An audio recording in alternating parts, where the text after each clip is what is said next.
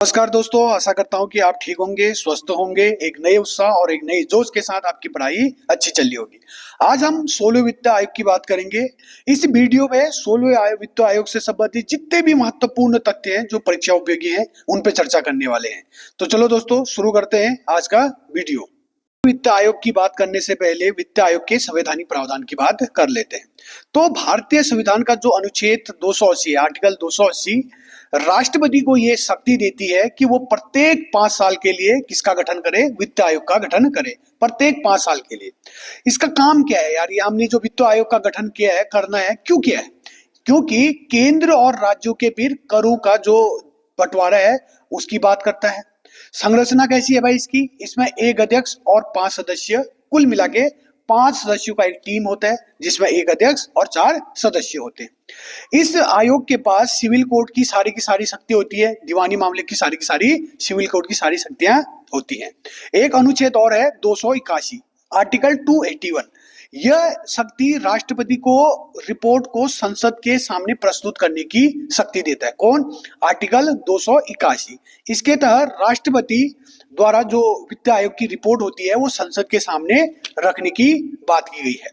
और जो ये वित्त आयोग है ये एक अर्ध न्यायिक निकाय है, क्वासी जुडिशरी है, क्योंकि यह संवैधानिक और स्वतंत्र सलाहकार संस्था। तो शुरू करते हैं आज का वीडियो, जिसमें 16वें वित्त आयोग के बारे में हम आज डिस्कस करने वाले हैं।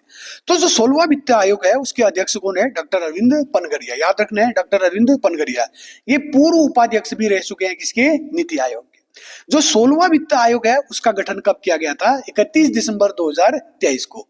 और ये काम क्या करती है? ये काम करेगी केंद्र और राज्य कर बंटवारे का सिफारिश करती है। याद रखना है, केवल एडवाइजरी बॉडी है। वित्त आयोग केवल एक सिफारिश करती है, अर्थात एक एडवाइजरी बॉडी है। जो इसकी रिपोर्ट है, ये 30 नवंबर 2025 को ही भारत सरकार को सौंप दिया था, या राष्ट्रपति को इसने सौंप दिया था। इनकी जो सिफारिशें हैं, 16वें वित्त आयोग की जो सिफारिशें हैं 2026-27 से लेकर 2030-31 तक रहने वाली है।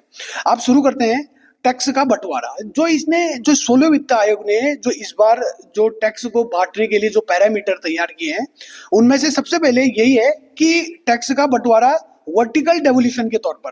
कहने का मतलब है कि यार जो केंद्र सरकार है वो राज्यों को कितना पैसा देगी या करों में से कितना हिस्सा देगी, वो देगी 41%।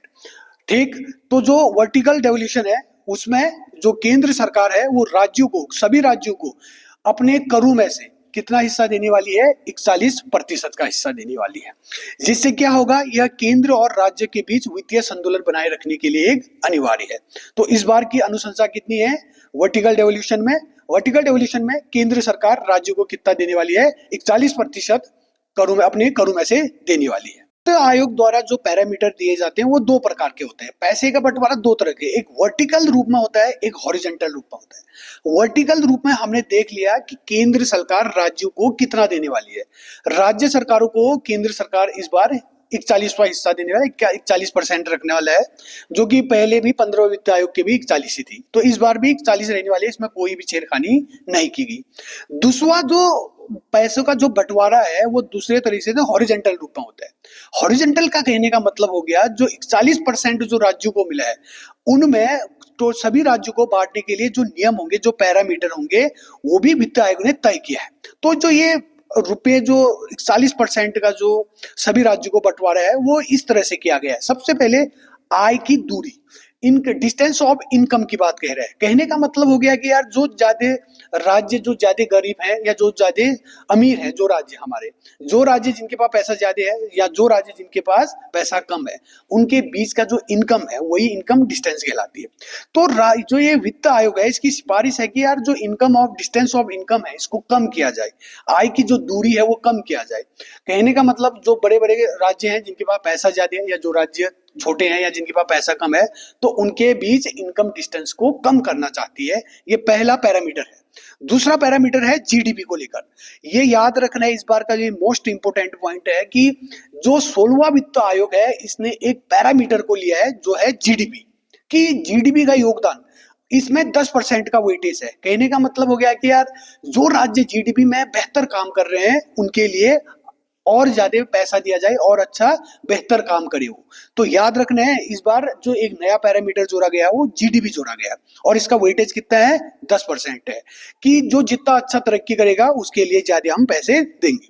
अगला है जनसंख्या बल। जो अगला पैरामीटर है जो राज्यों के बीच जो कर का या जो पैसे के बंटवारे है उनमें है जनसंख्या।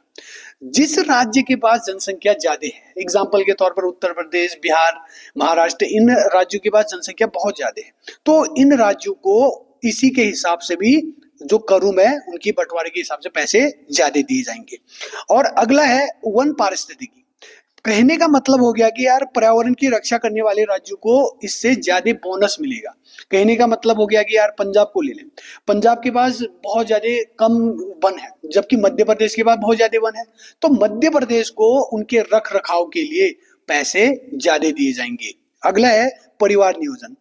जिन राज्यों ने फर्टिलिटी रेट कम करने का प्रयास किया है, याद रखना है फर्टिलिटी रेट या जनसंख्या को नियंत्रित करने का काम जिन राज्यों ने किया है उनको भी इसमें ज्यादा पैसे दिए जाएंगे। 16वें वित्त आयोग में नया क्या है, 16वें आयोग में जो नया क्या है, तो सबसे पहला नया यही है कि 16वें वित्त आयोग ने जो एक नया पैरामीटर लिया है, जो राज्यों के बीच जो करों का जो विभाजन है, जो रुपयों का जो विभाजन है, उसके लिए एक नया पैरामीटर लिया है जो है जीडीपी परफॉर्मेंस।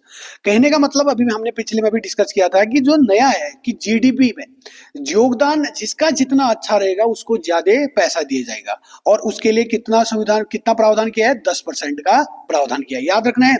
तो जीडीपी में जिसका ज्यादा अच्छा परफॉर्मेंस होगा उसके लिए उतना ही ज्यादा पैसे दिया जाएगा।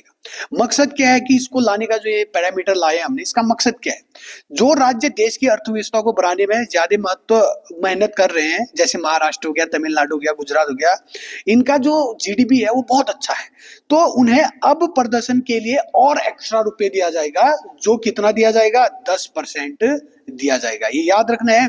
जो जीडीपी नया जो जीडीपी का जो ये नया पैरामीटर है, ये 16वें वित्त आयोग ने इस बार नया इंट्रोड्यूस किया है। तो कौन, जीडीपी वाला, याद रखना। और इसके लिए कितना एलोकेट कर रखा है, 10% का रखा है। 16वें वित्त आयोग से संबंधित जितने भी महत्वपूर्ण तथ्य थे, पैरामीटर क्या रहा, फिजिकल डेफिसिट या फिजिकल जो रोड मैप है वो क्या रहा, वो मैंने सारा डिस्कस करके है। अब बात करते हैं कि यार जो वित्त आयोग के इतिहास की बात करते हैं, तो सबसे पहला जो वित्त आयोग बना था वो 22 नवंबर 1951 को बना था। ठीक, इसके जो प्रथम अध्यक्ष थे, वित्त आयोग के जो प्रथम अध्यक्ष थे वो केसी नियोगी जी थे। याद रखना है, प्रथम वित्त आयोग के अध्यक्ष कौन थे, केसी नियोगी। कार्यकाल कब तक था, अब तक जो जितने भी वित्त आयोग बने हैं वो 16वां वित्त आयोग है और यही 16वें वित्त आयोग के अध्यक्ष कौन है, डॉक्टर पनगड़िया। पृष्ठभूमि क्या थी, इसका जो मुख्य उद्देश्य था ब्रिटिश काल के बाद भारत की वित्तीय व्यवस्था को व्यवस्थित करना था। जो ये वित्त आयोग का जो हम गठन करते हैं, ये ब्रिटिश काल के बाद भारतीय वित्तीय व्यवस्था को एक सुदृढ़ और एक व्यवस्थित करना था। जो 15वें वित्त आयोग था, अभी जो इससे पहले का जो 15वां वित्त आयोग है उसके अध्यक्ष कौन है, एनके सिंह थे, एनके सिंह थे। और एनके सिंह का जो सिफारिशें थी वो कब से कब तक है, 2021 से लेकर 2026 तक रही। और जो अभी जो प्रेजेंट टाइम में जो 16वें वित्त आयोग है उसके अध्यक्ष कौन है, डॉक्टर अरविंद पनगड़िया। अंत में एक तुलना करते हैं 15वें वित्त आयोग और 16वें वित्त आयोग के बीच। तो 15वें वित्त आयोग के जो अध्यक्ष थे वो एनके सिंह थे, हमने देख लिया, वो याद करने के योग्य भी है। और जो 16वें वित्त आयोग के अध्यक्ष हैं वो डॉक्टर अरविंद पनगड़िया। जो अवधि थी हम इनकी दोनों की, 15वें वित्त आयोग की जो अवधि है 2021 से लेकर 25-26 तक की अवधि थी जो कि पूरा हो चुका है। और जो 16वें वित्त आयोग है उसकी जो अवधि है 2026-27 से लेकर 2030-31 तक रहने वाली है।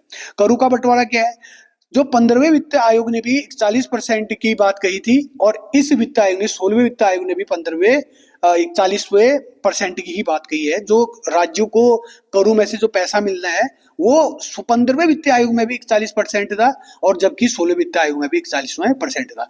लेकिन जो हॉरिजॉन्टल डिस्ट्रीब्यूशन है उसमें थोड़ा सा पैरामीटर चेंज किया था, जो जीडीपी वाला था हमने डिस्कस कर चुके हैं। जनसंख्या का आधार क्या लिया है भाई, जो 15वें वित्त आयोग था उसने जनसंख्या का आधार 2011 लिया है और जो 16वां वित्त आयोग है उसने 2011 तो लिया ही लिया है और राज्यों की जनसंख्या की स्थिति की पुनर्विचार के लिए भी, मतलब पुनर्विचार से भी इसने ये जो तय किया है। अगला है नए फोकस एरिया क्या है भाई, फोकस क्या किया था, जो 15वें वित्त आयोग ने इसने स्वास्थ्य पर, रक्षा पर, स्थानीय निकाय पर और आपदा प्रबंधन पर इसने फोकस किया था, मेन फोकस यही था। जबकि जो 16वां वित्त आयोग है इसने जलवायु परिवर्तन पर, शहरीकरण पर, राज्यों की वित्तीय स्थिरता पर फोकस किया है। तो ये वीडियो यहीं पर खत्म करता हूँ दोस्तों। और मैंने सबसे पहले जो वित्त आयोग है 16वें वित्त आयोग, इसकी ही चर्चा की है। इसके बाद मैं बजट पर एक दो वीडियो लेके आऊंगा, क्योंकि जो ये जो वित्त आयोग है ये हमारे 5 सालों तक रहने वाला है। याद रखना है, ये जो सारे के सारे जो पैरामीटर हैं, जो ये आंकड़े हैं, ये हमारे 5 साल तक रहने वाले। एग्जाम में 5 सालों तक पूछे जा सकते हैं।